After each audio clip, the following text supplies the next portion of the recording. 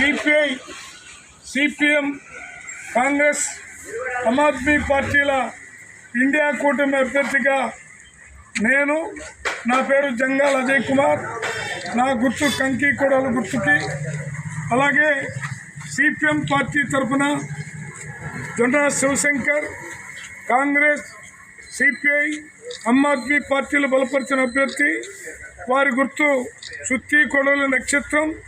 ఈ రెండు గుర్తులపైన ఓటేమని అభ్యర్థిస్తూ కుంచనపల్లి గ్రామంలో కార్యక్రమాన్ని ప్రారంభించడం అనేది జరిగింది. ఇవాళ నరేంద్ర మోడీని ఇంటికి సాగనంపాల్సిన గురుతర కర్తవ్యం సమస్త ప్రజలపైన ఏర్పడి ఉన్నది. దానికి కారణం రైతు వ్యవసాయాన్ని చేయలేని దుస్థితికి నరేంద్ర మోడీ వచ్చిన తర్వాత నాశనం అయిపోయింది. అలాగే మొత్తం పరిశ్రమలు మూతపడిపోయి 40 లేబర్ కోడ్లు 4 లేబర్ కోడ్లుగా విభజించడం అనేది జరిగింది. అలాగే దేశంలో ఉన్నటువంటి బ్యాంకులన్నీ గుజరాత్ పెట్టుబడిదారులు 27 మంది లూటీ చేసి కొంతమంది విదేశాలు పారిపోయారు, కొంతమంది స్వదేశంలోనే మోడీ రక్షణలో ఉన్నారు.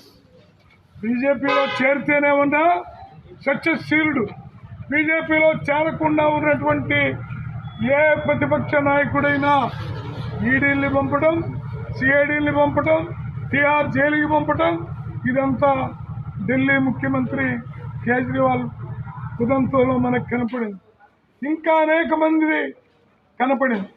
అందువల్ల మోడీ దేశంలో ఉన్న ఆర్థిక పరిస్థితిని నాశనం చేశాడు, పారిశ్రామిక పరిస్థితిని నాశనం చేశాడు. అది కాక అతి ముఖ్యమైనటువంటిది అంబేద్కర్ గారు రచించినటువంటి, మనకి ప్రసాదించినటువంటి రాజ్యాంగానికి తూట్లు పడిచే పద్ధతుల్లో 4 పార్లమెంటు శాసనసభ ఎన్నికలు జరగబోతూ ఉన్నాయి. ఈ క్రమంలోనే భారతదేశ వ్యాప్తంగా ఇండియా కూటమి ఆవిర్భవించింది. దేశ భద్రత, ప్రజాస్వామ్యాన్ని కాపాడటం, మత సామరస్యాన్ని కాపాడుకోవటం, లౌకిక భద్రతను కాపాడుకోవాల్సిన అవసరం ఇవాళ దేశ ప్రజానీకం మీద ఉందని చెప్పేసే క్రమంలోనే ఇండియా కూటమి ముందుకు వస్తూ ఉంది. ప్రధానంగా మంగళగిరి నియోజకవర్గ పరిధిలో అనేక సమస్యలు ఉత్పన్నం అవుతూ ఉన్నాయి. ఈరోజు మన కుంచనపల్లి గ్రామంలో మన ప్రచార యాత్రను ప్రారంభించాం. ఈరోజు మనం చూస్తూ ఉన్నాం, ఈ గ్రామంలో డ్రైనేజీ వ్యవస్థ అస్తవ్యస్తంగా ఉంది. కృష్ణా నది పరివాహ పక్కన మనం ఉన్నా కూడా మంచి నీటికి కటకటలాడుతున్న పరిస్థితులలో డ్రైనేజీ భూగర్భ జలాలు కలుషితమైపోయి మంచినీరు త్రాగటానికి అలివి కాని పరిస్థితులు ఈ ప్రాంతంలో ఉందని చెప్పేసి అంటే ఈ పాలక వర్గాల యొక్క పరిపాలన ఏ విధంగా ఉందో అర్థమవుతూ ఉంది.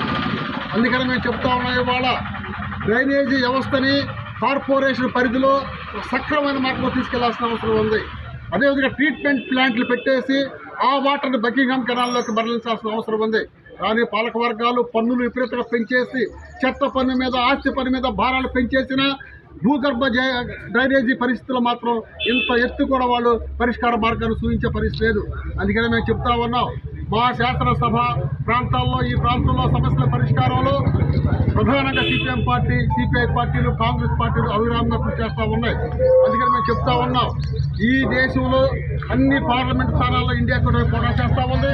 ఆ క్రమంలోనే మంగళగిరి శాసనసభ స్థానాన్ని మనం పోటీ చేస్తూ ఉన్నాం.